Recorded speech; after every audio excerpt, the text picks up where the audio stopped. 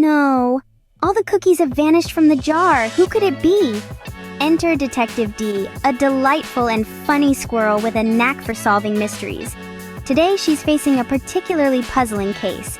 The curious case of the missing cookies. Peering into the empty jar, Detective D scratches her head, her tiny detective hat slightly askew. What do you think happened to the cookies? Were they stolen, or did they just disappear? She muses aloud. Let's gather some clues together. Look! There are tiny crumbs leading to the garden. Shall we follow them? As Detective D steps softly across the green grass, following a trail of golden cookie crumbs, she narrates her thrilling adventure. The sun is shining, the birds are singing, and the mystery of the missing cookies deepens with every step. First up, we meet Mr. Mole, popping out of a fresh mound of earth. With his paws covered in soil, he shares, "I've been digging tunnels all morning. It's quite a workout, and oh, I might have seen a crumb or two in my path." His nose twitches as he laughs, leaving us wondering if he's seen more than just a crumb or two.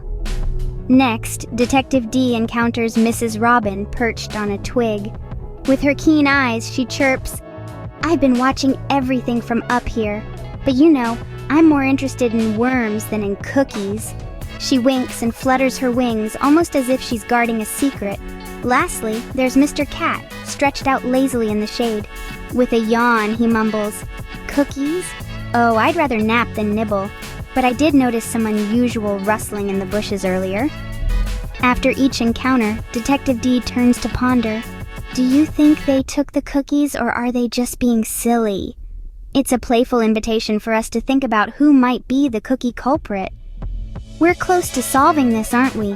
Let's see where this last clue leads. Aha! The crumbs stop here at the old oak tree. Who's that peeking out? As Detective D inches closer, she spots a small family of mice nibbling away at what looks like the last of the missing cookies. They're sprawled out on a tiny checkered blanket, clearly enjoying a little feast. "Oh, hello there," D greets them warmly. The mice look up, their whiskers twitching with surprise. "We're sorry," squeaks the smallest mouse.